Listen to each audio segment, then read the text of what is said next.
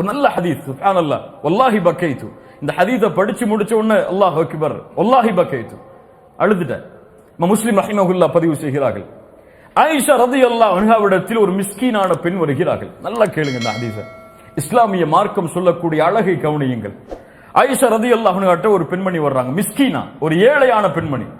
2 குழந்தைகளை சுமந்து கொண்டு வருகிறார்கள். சாப்பாடு கேட்கிறாங்க. ஆயிஷா ரலியல்லாஹு அன்ஹாவோட வீட்டுல, ரசூலுல்லாஹ்வுடைய வீடு என்ன இருக்கும்? பேரித்தம்பழம்.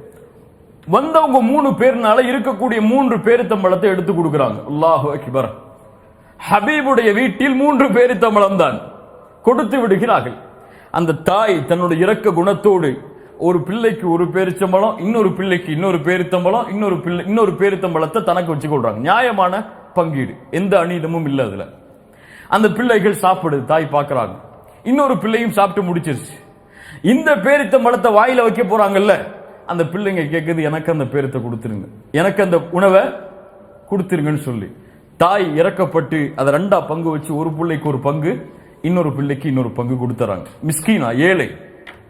ஆயிஷா ரலியல்லாஹு அன்ஹா சொல்கிறார்கள், ஃபஅஜபனி ஷஅனுஹா, அந்த பெண்ணுடைய அந்த செயல் என்னை ஆச்சரியப்படுத்தி விட்டது.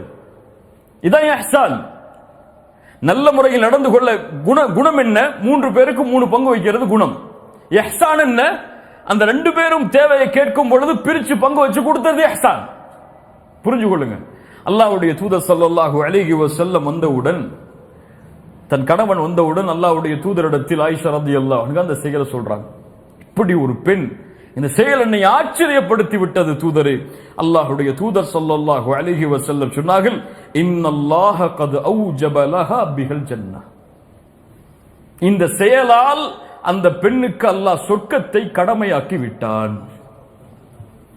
அல்லது அவஅதக பிஹா மினன் நார், இந்த செயலால் அந்த பெண்ணுக்கு அல்லாஹ் நரக விடுதலையை அளித்து விட்டான். இஹ்சான். இது இப்ப இஹ்சான் அது ரொம்ப கம்மியான செயல் தான், அது ரொம்ப பெரிய செயல்லாம் கிடையாது. ஜிஹாது செய்யறது அல்லது பெரிய பெரிய தொழுகைகளை தொழுகிறதா கிடையாது, சாதாரண ஒரு செயல். இந்த செயல் அல்லாஹ்வுக்கு பிடிச்சிருச்சுன்னா, அல்லாஹ்வுக்கு மட்டும் இந்த செயல் பிடிச்சிருச்சுன்னா, சுப்ஹானல்லாஹ், அதனுடைய கூலி அவன் வாழ்க்கையில் எவ்வளவு கொடிய பாவம் செய்திருந்தாலும் மன்னிச்சு சொர்க்கத்துக்கு போன்றுவான். இஹ்சான் அவ்வளவு தரமுடையது.